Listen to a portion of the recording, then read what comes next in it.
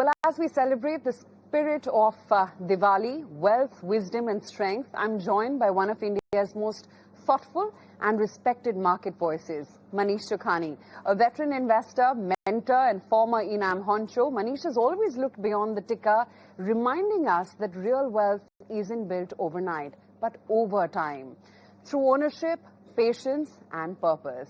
At a moment when India stands tall amid a turbulent world, he says it's time for this generation to take the baton, to build platforms, to build IPs, own platforms and carry India to the top 2 economies of the world. Today on the interview with me, Ayesha Faridi, here's Manish Chokhani himself. Manish, thank you so much, and firstly, happy Diwali. Happy Diwali, Ayesha. Thanks for having me. Always a pleasure. So much learning and I'm looking forward to that. But let's start off with the trio, the trilogy of Lakshmi, Saraswati, Durga. How is it that you actually, sort of conjure this balance into the investing life? So, thanks for asking me that, because it's a pet topic of mine. That if we keep only worshipping Goddess Lakshmi, which is Goddess of Wealth, you miss out, because in Hindi they say Lakshmi ji chanchal hoti hai. She doesn't stay in one place for long, yes.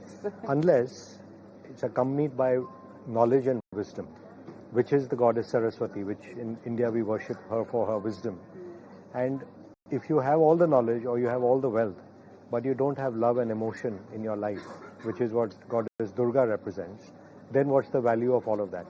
Which is why I think they made the holy trio of Lakshmi, Saraswati and Durga. They all have to be resident in your life and your homes together.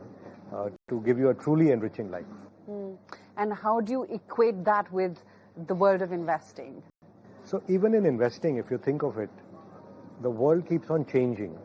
And if you think of it, those who don't keep abreast with changes in technology or trends, they often fall back. If you think of, say, what companies ruled the Indian index 35 years ago, most of them are not even there in the index anymore.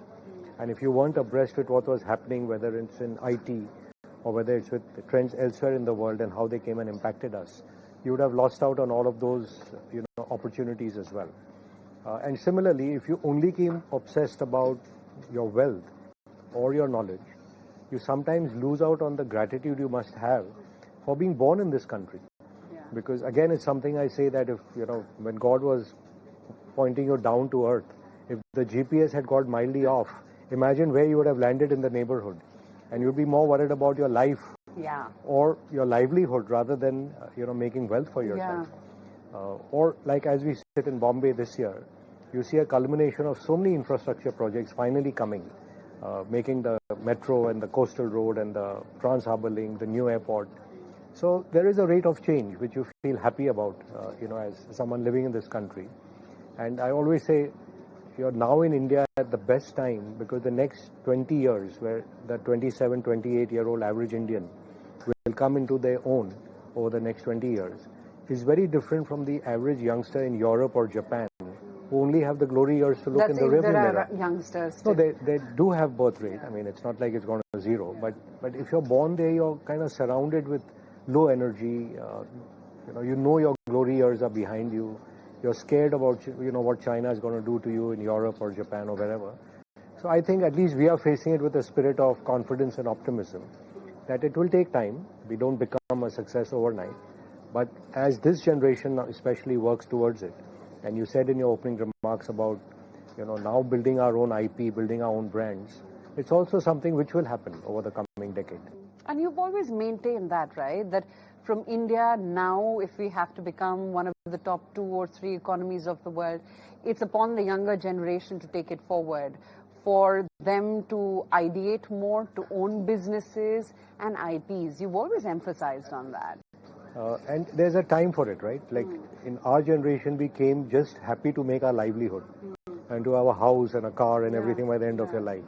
This generation which comes, there is no dearth of capital. Now, whether you come from a business family or you don't, actually the capital gushing towards you is incredible.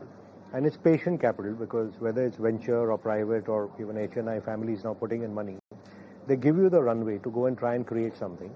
And in the past, we grew up in this very agency type model, where an Indian industrialist would take an agency of a foreign company and build a company in India and list it and make money, or we would become a B2B processor for someone, including our much wanted and very respected IT or pharma.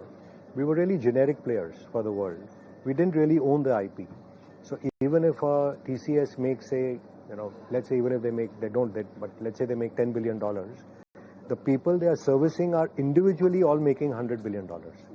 And we never took ownership of the IP.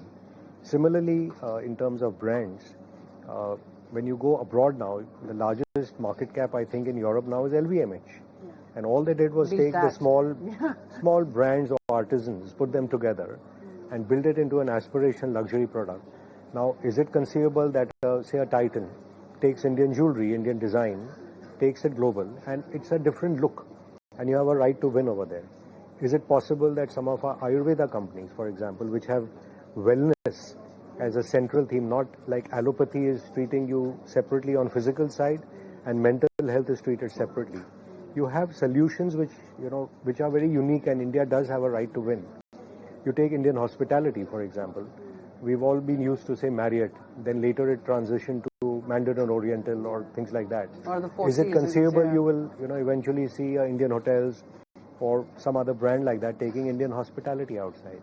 Today, Air India is not at its best. But will we ever see Air India competing with Singapore Airlines, Emirates and so on, and giving you that kind of quality experience? So it will happen. As Japan globalized, we got Japanese brands. Then Korea globalized, we got Korean brands. China globalized, we got Chinese brands. And I think the time for India will also come. So aviation type